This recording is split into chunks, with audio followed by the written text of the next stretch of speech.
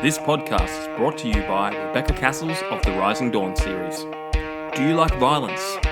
Do you like smut? Are you tired of the stereotypical novels of werewolf romance out there and want something a little bit different? Then pick up Sparked Revolution, Book 1 in the Rising Dawn series by Rebecca Cassells. Available on Amazon, in Kindle and paperback.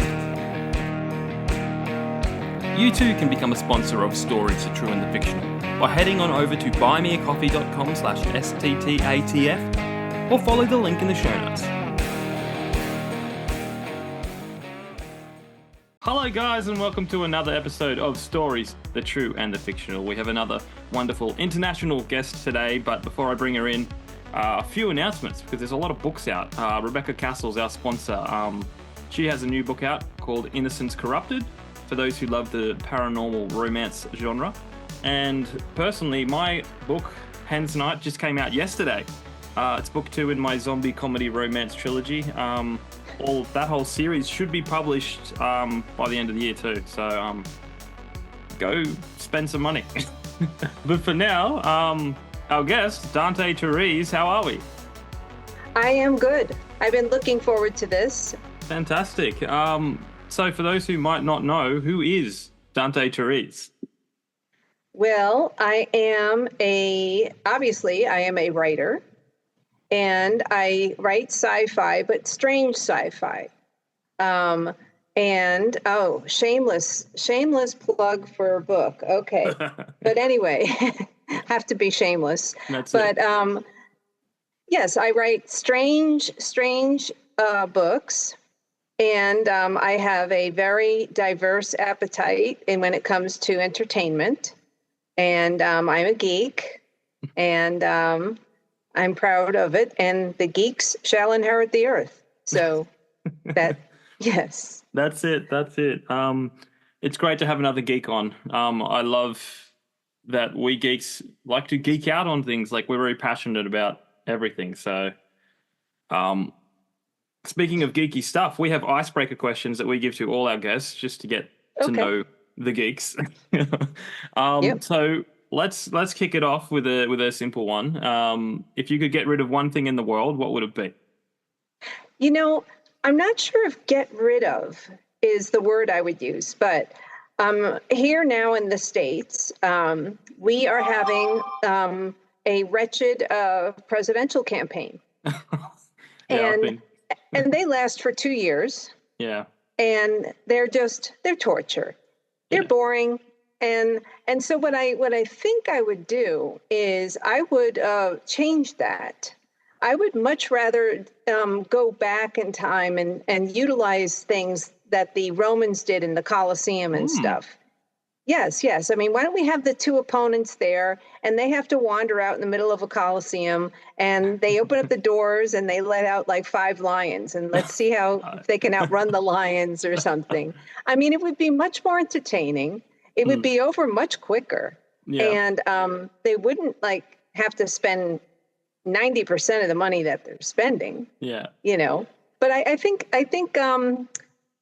rather than eliminate it, because it is a necessity, we don't want the same person there forever. Yeah. I would just have, some fun with it. Yeah. And let's bring back some of these old things. Yeah. Trial by combat.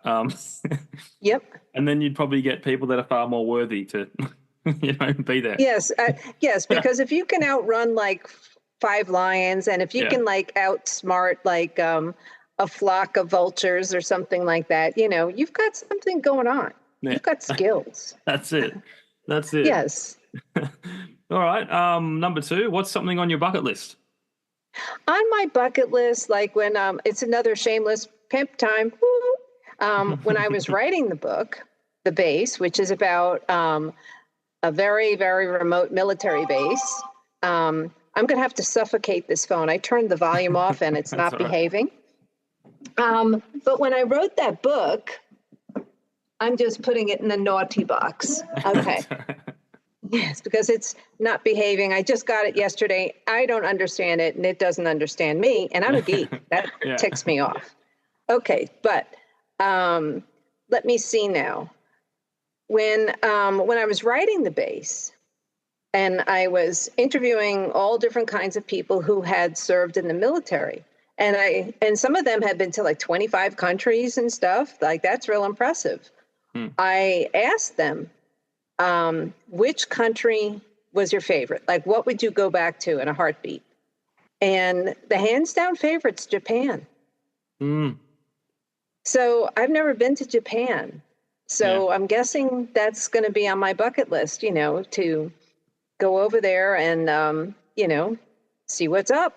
Yeah. Why do people want to go back? Yeah. Especially military people, Yeah, I actually had I used to play in bands back in the day, and a friend of like a band that we played with, they went to Japan, and three of them came back with Japanese girlfriends.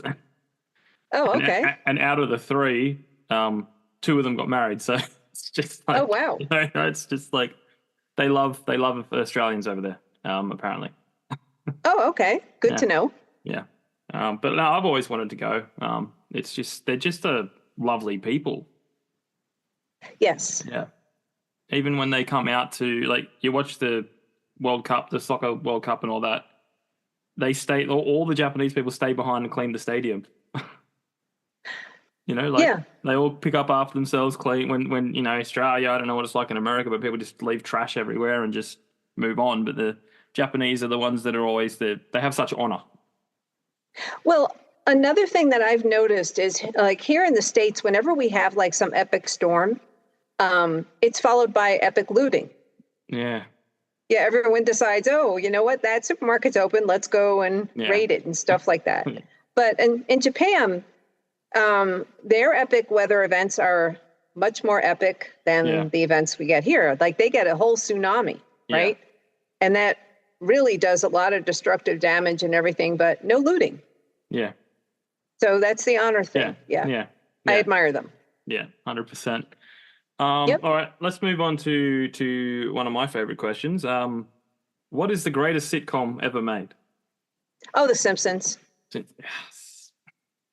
And you probably hear a lot of that, but they really nail so many characters. And I don't know if it's the same for you over there in Australia. But some of the characters that they have in that show are so quintessential to what we have here. Yeah. That they nail it. Yeah. Yeah. Well, as an Australian, one of my favorite episodes is the one where they come to Australia. Oh, really? And for the record, that's pretty accurate. Oh. It's just it is over exaggerated, but it's pretty accurate to our country. I'm gonna have to look that one up. Yeah, it's pretty old, I think. I was a kid when I watched it, so like in the early mid late 90s, I think. So okay, definitely check that one out. Yep. All right, moving on to number 4. What is your zombie apocalypse plan? It's going to involve. It has to include lots of chocolate. Let me see. So, the chocolate is, of course, front and center in my priority list, no matter if there's an apocalypse or not, that's got to be there. And then, that, I guess if there is a zombie apocalypse thing happening, I'm going to have to, start to, finish reading some of the things I have half read around here. You know how you always have your I'm going to read list and I'm almost done reading and stuff like that. So, if I hear the sirens go off, I mean, that's a good time to, stuff my face with more chocolate and start to read or finish reading some of these things. Yeah. No excuses. I love that. It's just like chaos outside. You sit back, open your book, nibble on some chocolate. Yeah, why not? I mean, I really don't want to clean up after whatever the event is. Like, if I hear the sirens going off and stuff, I'm going to stay in here. I'm going to, stuff my face with chocolate and, finish reading some of these things that I have lying around. And then my reading wish list is always piling up. So, yep. I mean, Amazon, when I die, Amazon is going to put the flag at half-mast. Yeah. I mean, because that's how much they really have people like me figured out. I mean, they just know that let's make this girl click her mouse and order another book. I mean, I'm like, like a hamster in a cage. Click, click, click, click. Yeah. Give me that book. Yep. Yeah. That's like my niece when she loves going into secondhand bookstores, and Yep. she's Yep. just Me too. she hasn't got enough money, but she's like, I want this, I want this. Like she wants Yep. it Yep. all, Yep. And I grabbed like 5 books when I was the last time we went and visited one, and I've almost finished reading one of the 5 I got. Yep. Yep. So when you hear the sirens go off, you know what you need to do. Yeah. Yep. I'm way out of Sydney. I'm up in the mountains, so I'll hear the sirens from far away first. Well, I'm in the Rust Belt, which is the part of the United States that used to have like lots of factories Yep. that were humming, that were in operation. And then when the other countries picked up their production and that became, I guess, more viable, then our factories here in the Rust Belt are closed. Mm-hmm. So you can walk up and down different streets, and I do, and I take pictures of all these places that are closed. And when I'm in cars with people and we drive around, everyone says, oh, that used to be a this, or this used to be a that. And so we think that the zombie apocalypse has already happened here, that they're going to maybe skip us and they're going to, hit something more important. Yeah. So, yeah. Yeah. That's cool. Yep. All right. Final question. Bit of a controversial one. When we wrote it, it wasn't controversial, but as we all know about Elon Musk and his controversy. Yes. But yes. So keep that in mind. We're not saying anything about Elon Musk other than the fact that if someone was to create a time machine, it would probably be him. So with that in mind, Elon Musk calls you up and offers you to test drive his new electric time machine. What do you do and where do you go? Well, the first thing I would do is, I would say I'm wonderful, perfectly honest citizen. I don't even have a traffic ticket. You can trust me. Mm-hmm. And I would take said time machine and I would drive off with it, and I wouldn't give it back to Elon. I mean, I think I would break my good girl streak for Elon. I would say, you know what? You can make another one of these. you got enough. It probably does. Yeah. So unlimited trips. Is that what you're saying? Yeah. I would, maybe drive it around here in the Rust Belt and then go to one of those empty factories and say, hey, you guys want to take this thing apart and, figure out how it works and make a million of them? I'll make a knockoff. I'm sure the recipe's under the hood, I mean, let's rock. Yeah. That's awesome. That's one of our best answers. Let's start the industry back up again. Yeah. We one of our favorite answers is a comic book writer came on called Michael Tanner a few years back, and he said he'd go back in time to South Africa and con Elon Musk's dad out of the emerald mine. That's a good one. And then essentially become Elon Musk. That is. I had not even thought of that possibility. That is really inventive. I'm jealous. Yes. Awesome. Well, that's the icebreakers done, and now it's time for the fun part where we get to learn all about you and your writing and what you're up to. This podcast is brought to you by Martin Kearns and the Valor of Valhalla series. In the battle between 2 ancient evils, can one naive young man become the last hope against powerful creatures of legend? Beneath the Veil is the gripping first book in the Valor of Valhalla dark urban fantasy series. If you like reluctant heroes, infernal myths, and bloody epic clashes, then you'll love Martin Kearns' formidable foray into the unknown. So head on over to readkearns.com and grab yourself a copy of Beneath the Veil today.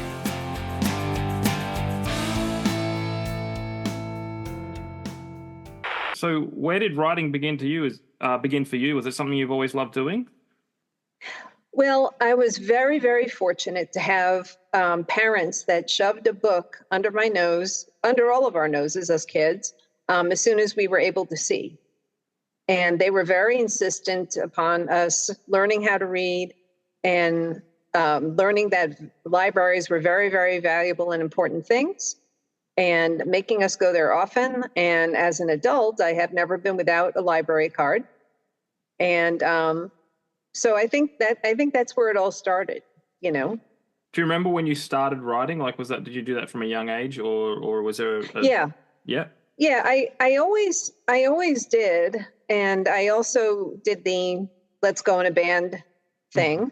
Yeah. And so I had my share of running around with that. And but I always did. I always sort of kept at it and stuff. And then let me see, it was before the pandemic. I lived in South Dakota for 5 years. If you've never been there, South Dakota in the United States, especially some of the areas where I lived, I mean, it's about 9 months of blizzards and 1 week of spring, and then 3 months of tornadoes. So during that 9 months where the snow is like 5 feet tall and you really can't go anywhere, people get really good at stuff. Yeah. I mean, the quilts that the people make and some of the other things that people do, the artistry and stuff is just amazing. But it's because you're cooped up in a house with, like 6 feet of snow outside. You can't go anywhere, for several months, So that was when I finished an entire book during a blizzard season, and which will drive anyone batty. Yeah. And I sent it to a few friends, and they told me you should put it out. So I did put it out. And, ever since that, I mean, it's just sort of been addicting, developing characters, killing characters, all that fun stuff. It's just kind of, something you can't really stop. Yeah. Yeah, and on that, have you ever killed a character that you didn't want to kill, but you knew you had to kill? That's kind of thing. Well, that, another shameless promotion here for the base, the series that I'm writing. I did kill some characters, but then I said, I kind of still need to have that guy around. Because he was good for this one little particular niche, and you can't duplicate him. Yeah. So in the sequel to the base, which will be coming out in a little bit, I have found a way to do what no human has really succeeded in doing yet. I mean, as far as we know, life is, just a one-way destination. Yeah. You go, you stop, no one ever hears from you again. Yeah. But we as authors, we have liberties. Yeah. We can bend reality, and we can take different liberties with people. And so I did. I'm not going to say exactly what I did. Yeah. But let's just say that I did what was necessary for the book. That's it. That's what you want. I'm pretty new to writing, and I struggle. Like, I mean, I've mentioned I've written a zombie trilogy kind of thing, and there's all these cool characters, and I'm realizing I have to kill some of these people. And it's hard to find the most impactful, because you want it to be impactful, or you want it to be emotional, or to stand out, not just to be like some random side character that says 5 lines, and then you've got to be invested and then feel that loss. Yes. Well, I had a lot of fun in the base because what the base is, it's this military base, and that is the base where the military is going to send you if you are showing some kind of outstanding skill or, let me see now, expertise or knowledge of subject. So the thing is if they find out that you stand out and that you really know your stuff, they're going to snatch you, and they're going to send you to this base to work with some of the other geeks who really, really know their stuff. And so that's where one of the scientists who's there, he's an entomology expert. He's an expert on every type of insect. And the other ones are also experts in, there's 2 others that are the 3 primary characters. There's 2 others that are also experts, but I won't divulge everything. Mm-hmm. But when you have people that are experts in a certain very narrow niche of science, and if we're going to use entomology as an example, it makes the killing more fun. I mean, here in America, I mean, I'm sure you've heard on the news and everything like that. I mean, we just can't get enough of pulling a trigger. Yeah. Yeah. But an entomologist, I mean, you know, they don't need a gun. I mean, they know all of the finer points of all these other little insects, and they can have the insects do the dirty work for them. And so you can get real creative when you have these different scientists with different expertise, especially when you get them to work together. And they're all geeks, and, you know, we geeks, we like our geeks. That's it. Well, let's dive into the base then. Where did the idea come from? Do you remember where you were? Yes. I've always done like some form of gardening in different states and stuff. I've lived around the country. I'm a serial mover. I think I'm going to stay put where I'm at now. Famous last words. Okay. But anyway, underneath leaves or logs and stuff, there is a specific type of bug that has hundreds of names worldwide. It's on all 7 continents. And I remember seeing that when I was a child. I won't give too much away here, but I know you guys know what I'm talking about. You see this little thing and it's crawling, and when you tap it, it turns into a ball. It has the ability to contract and turn into a ball and then roll away. So, you know, that had always stuck with me, and it always inspired me. And the idea, and then, you know, I've also been to a couple of military bases around the country. I've met people who work there and stuff.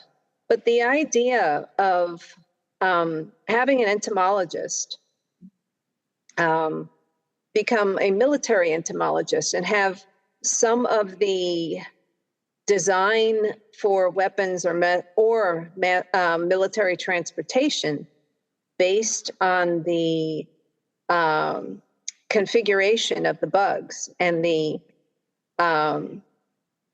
skeletons and everything else like that of the bugs. When you look at a helicopter, it's not too far-fetched to say that kind of looks like a dragonfly. Maybe the inspiration for some of these military equipment and stuff like that came from insects. Came from the living things around us. So he was the first one that came to mind, because that one particular bug, we call it here a pill bug. We call it a potato bug. Let me see. We call it a roly-poly. There's so many names for that one particular bug. And so I had to investigate it further, and the anatomy, and I studied the anatomy. That is my drawing on the inside of the book. We're changing the book cover. Well, it's so dark in my apartment right now, you can't see that. But anyway, but it's the basic 4 stages of it, like the ball, the opening up, and then, you know, finally the 4th one is when it is able to crawl. So that's awesome. It reminds me of the machines from Dune. They got their choppers, and they fly like dragonflies. No, I mean, there's a lot of things that I've seen in this country. I mean, I have seen we have these bomb diffusers, and unfortunately I've been 2 times witnessing this, which is not a good thing. You really don't want to like walk out of a building and then see this thing. But it looks like a spider. And it has, you've seen them? I think so, yeah. Yeah, it has this round sort of chamber on top, and they open it up and they put the suspicious package or whatever it is inside there, and then they close it, and then they allow it to detonate. And so I've seen, you know, but that really does look like a spider. You know, and so whoever did that, you know, kind of had a sense of humor, I guess. But still, helicopters and dragonflies, and you'll see a lot of different things where people are copying this. And there are so many insects to work with, you know? Oh, totally. And it was kind of, it was funny because I couldn't have an insect in a scene if that insect was not able to survive in the given surroundings. Yeah. And so I had to do loads of research on insects. So I find myself a little more educated than I'd like to be about them. I mean, if they come in my apartment, I'm like, I pay the rent here and you can go back out. Yeah. But I mean, now I can actually call them by their proper name when I tell them to get out. That's it. The long scientific name.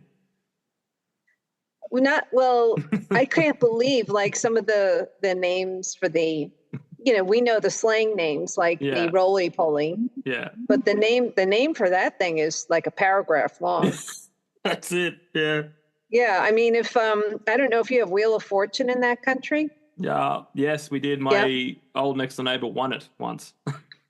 Okay. Yeah. Well, if you were going to have to get the real name for that bug on Wheel of Fortune, you would probably use up all the letters there, and you would be like paying Vanna off to buy some more letters. Yes. Yeah. Yeah.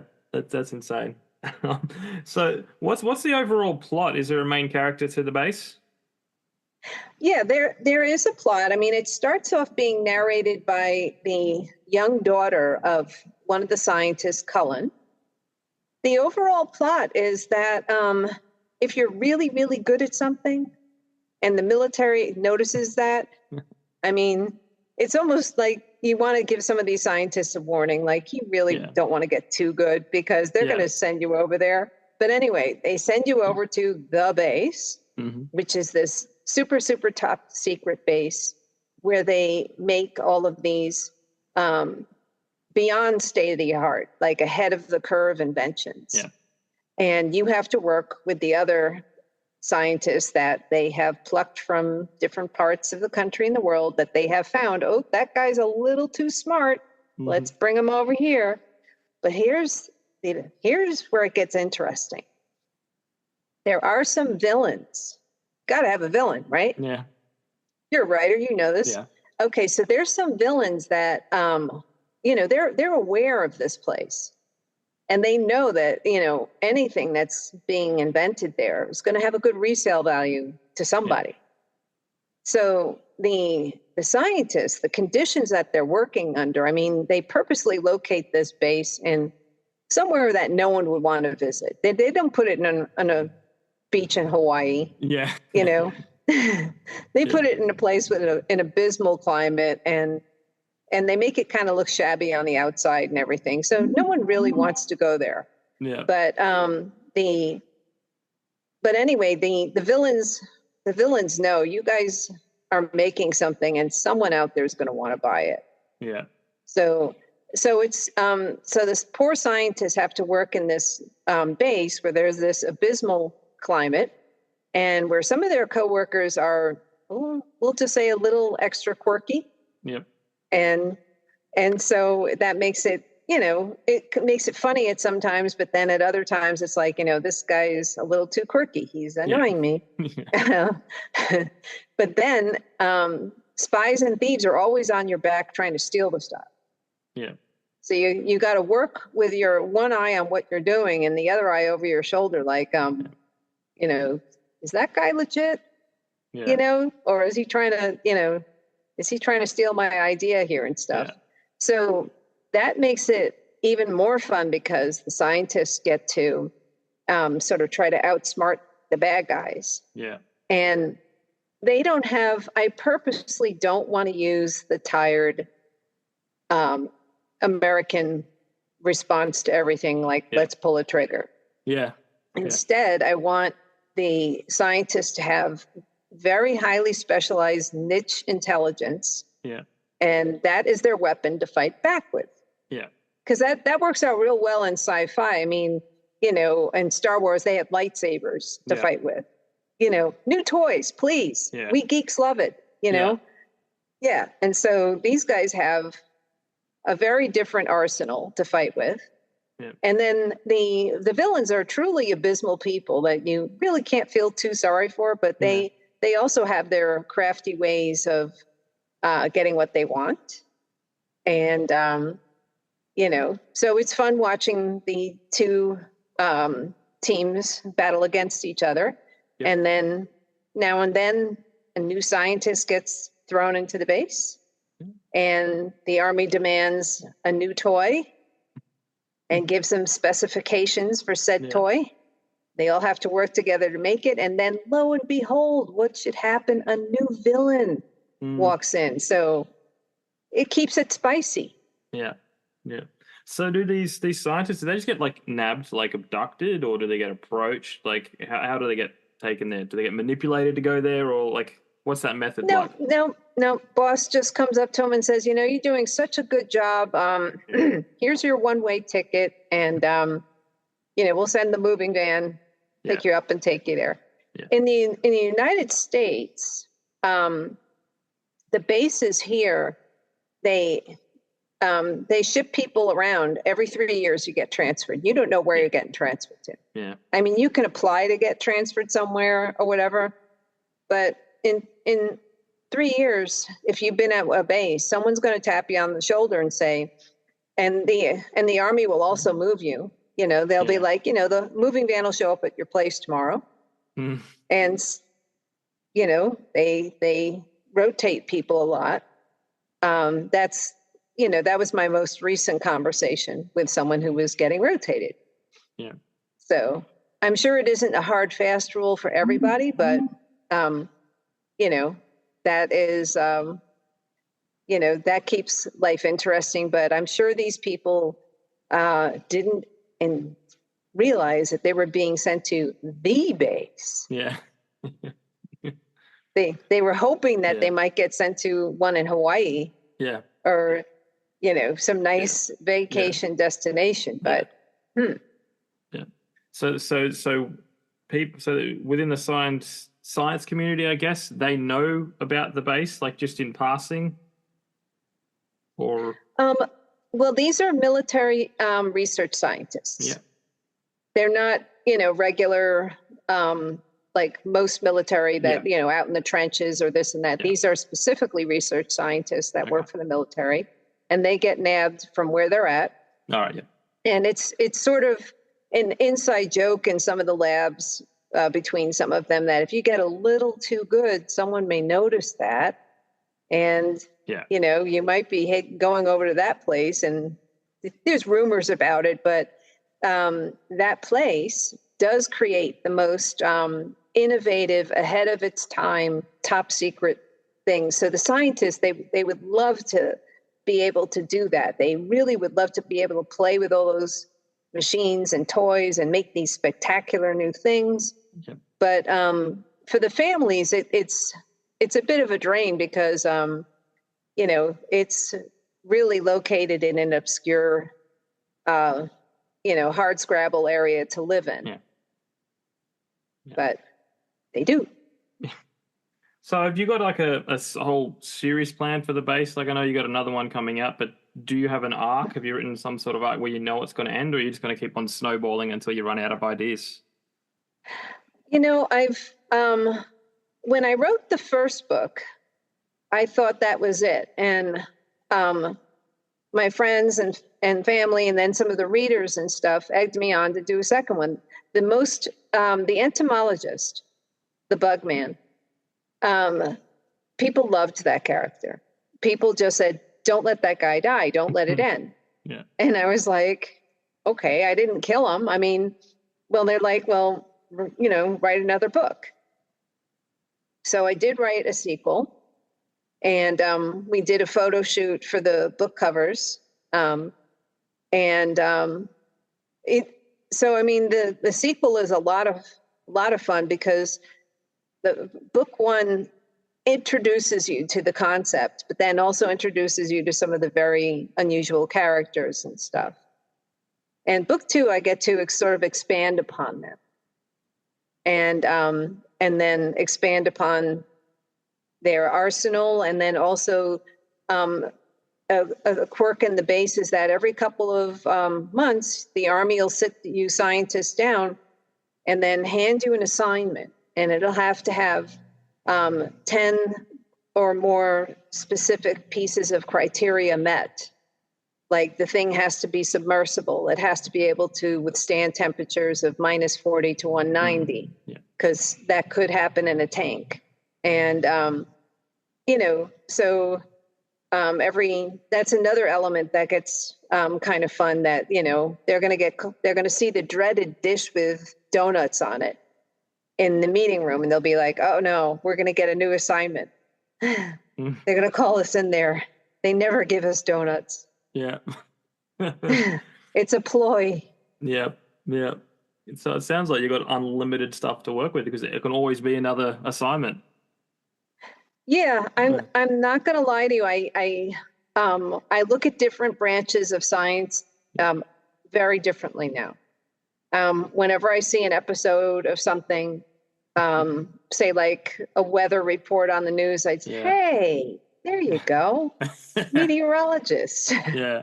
Why don't we just kidnap that one off a news broadcast and ship him out to the base? I'm sure they wouldn't miss him. I mean, anytime they give a weather report out here, it's wrong. Yeah. Well, I think they say that's one of the only professions you can repeatedly get wrong and still have your job. Like, yes. Yeah. So I mean, they wouldn't really, no one would really cry if the meteorologist went missing. Yeah.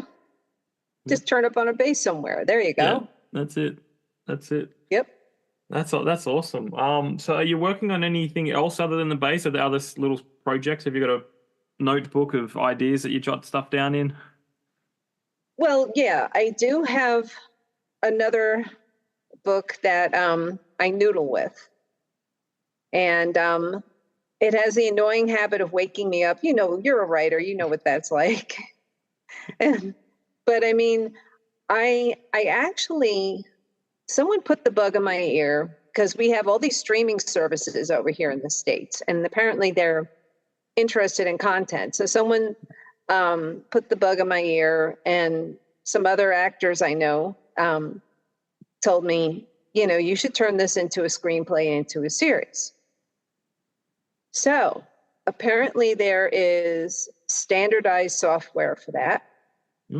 And so yours truly is, learning the standardized software and translating the base into a series. Awesome.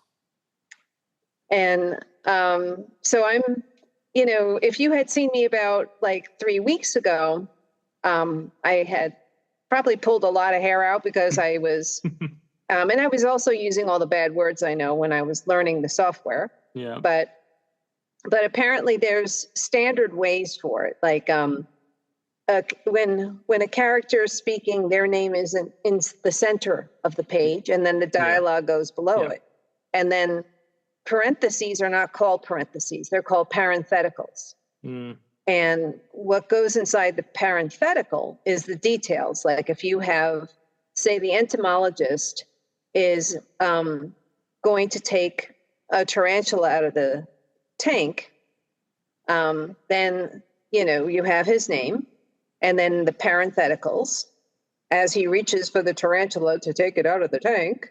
Yeah. And then underneath that, the dialogue. Yeah. But they have it situated in such a way that if you know how to right click and left click really well, if I had been a video gamer, I would have nailed this thing in like a day. Yeah, that's it. But I'm still working on it, but I'm getting there. Yeah. And you'll get there. As a writer, though, it makes it more interesting, because you have to make these things more visual. Yes. And at the end of every episode, they tell you like 22 pages equals like 46 minutes because of commercials and all that. Yeah.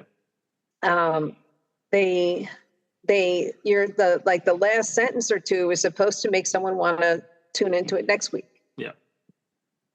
And so that's kind of, it's a lot of fun. Yeah.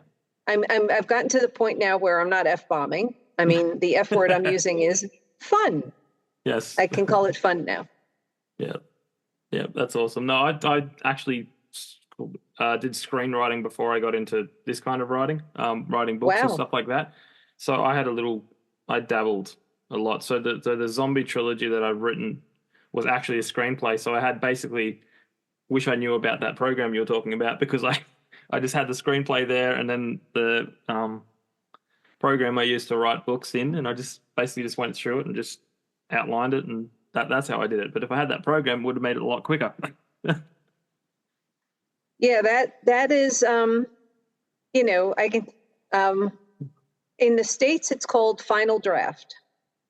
All right, I think I've heard of that.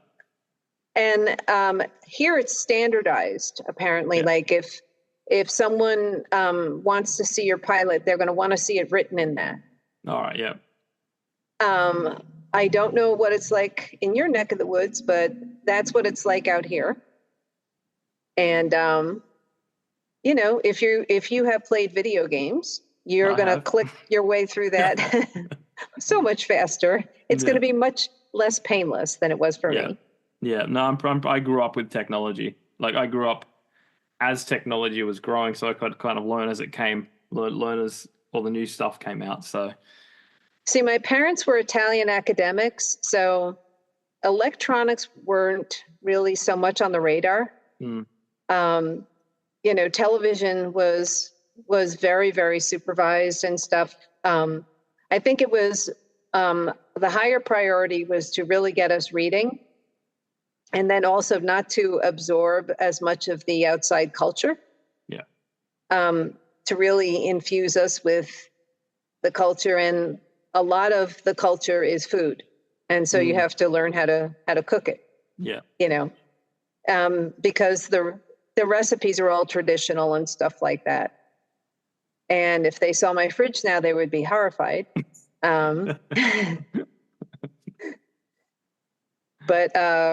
But anyway, if I'm going to cook for others, then my fridge will be more culturally acceptable. I will pass, inspection. You have the knowledge, Sometimes when we move out of home, we get a little lazy.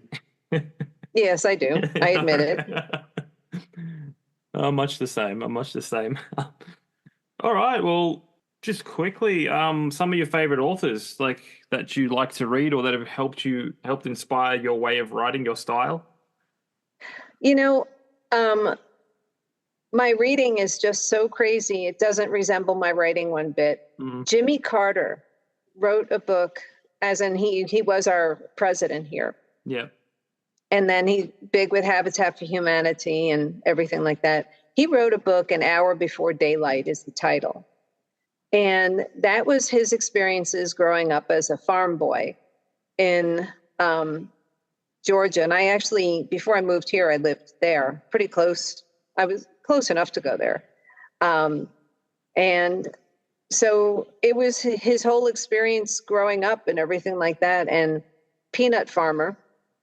And they would get everybody in the household get up an hour before daylight and then get out and then work in the fields and until it was done. And that could be really, really late at night. I mean, farming is pretty intense. At least it was very intense back then because they didn't have all the modern mechanisms that are involved now. And so that book is amazing to think that he went from there, and then he had such a gift and such a scientific mind that he actually went from there into the Navy, and he became a nuclear submarine specialist. Wow. So peanut farmer in a very remote area of Georgia to nuclear submarine specialist. And it's just astounding. And he's so prolific with his books. He puts out tons of them. So that particular book, and then him as a writer, I don't sound anything like him. Yeah. He's dealing with factual stuff. Yeah. But he just a tremendous influence. I'm very, very glad we still have him. And he's going to be 100 in October. Wow. Yeah. That's huge. Yeah. Not many people. I mean, because we lost James Earl Jones. I thought he was going to get to 100, but when we lost James Earl Jones and condolences were popping up all over the internet, I wrote an extra special condolence to, Luke Skywalker because he lost his father, Yes. Yeah. So we have to remember that too. But anyway, James, that guy was amazing. Oh, yeah. He took it to another level. Yeah. I don't think anyone else could have done what he did. Yeah. Well, at time of release, our last episode on the podcast was all about James L. Jones. So guys, go back and listen to that. We dive into all of that. We love how he can play the father figure and he can play the villain. Like he's just got that diverse range, and he will be greatly missed. Yes. But 100. I don't know. I'd be happy to get past 90, but 100's like, Well, for me, I think I want quality, not quantity. Yeah. Yes, that's true. Yeah. Yeah. That's always been what I've said. And so that's my thought. Yeah. Live life to your fullest. Mm-hmm. Yeah. Well, thank you so much for coming on. Let us know where we can buy the base and any other books you may have for sale, and Instagram, socials, all that stuff. Okay, folks. If you love me as much as I love you, then you're going to want to buy my book. So anyway, here, audience, geeks, here, bring on the love, okay? So if you have Amazon out there, I think you do, right? Isn't that all over the planet? Even Amazon has the Amazon. No. Yeah. Yes. It's everywhere. That's what I figured. Yeah. If you have Amazon, I know, actually, I was kidding. I do know it's out there because when I wrote the book, they asked me how many countries do you want to send this to? And the list, I was like, I didn't know that there were that many countries. Yeah. But on Amazon, if you type in Dante, Dante, the base, you'll be directed to this magical link, and it will show you that one book. And then you can go from there to my author page, and it'll show you my other one, and then eventually the sequel. But the base will definitely give your brain a workout, and it'll be a lot of fun. Let me see now. My website is DanteTerese.com, and my Instagram is Dante Terese. Wonderful. And I'll make sure all those links are down in the show notes for you guys to check out.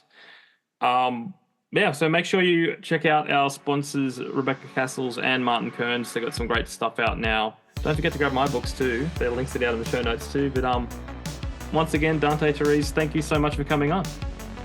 Well, thank you for having me. It was a pleasure. You're really easy to talk to, and I enjoy, clipping onto your podcast here and there, and just was always hoping that I would get to go on one, and now I have. Well, so are we your first? Is this the first podcast you've been on? No, I've been on a lot of different ones, and I'm going to say, I don't know, about maybe like 9, and then I've done printed interviews and stuff. Yeah. So, I'm pretty much just pouring my book. Yeah, shamelessly, throwing my book in front of anyone who'll listen to me, and I'm always thankful when someone does. Yeah. No, that's awesome. Well, that's what you got to do, because I've found so many. I mean, I started doing interviews on this podcast because I became an author, and I figured it's just great talking to other authors, and I like giving people a platform to talk about their works and things they're passionate about. So it's great finding other ones out there and going around and doing the rounds and sharing your work. Well, I really am. I enjoy some of the commentary that you guys have. I like that you keep it fun. Yes. Because I know sometimes science and science fiction can get kind of dry and clinical. Yeah. But, always look on the bright side of life. That's it. Yep. And on that note, guys, thank you for listening. We'll catch you next time. And thanks again for Dante Terese joining us. Make sure you go buy her books and follow her on Instagram.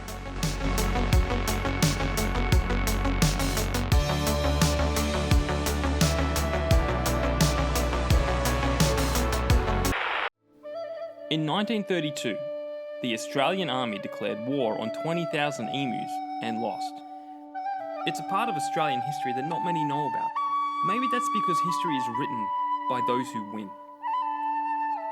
So if you want to hear the full story of the Great Emu War of 1932, then check out my book, Letters from the Emu War. Read letters, newspaper articles, and journal entries. With every turn of the page, you will gain a deeper understanding of the life and times of emus at war. So head on over to jabryden.com and grab a signed copy today.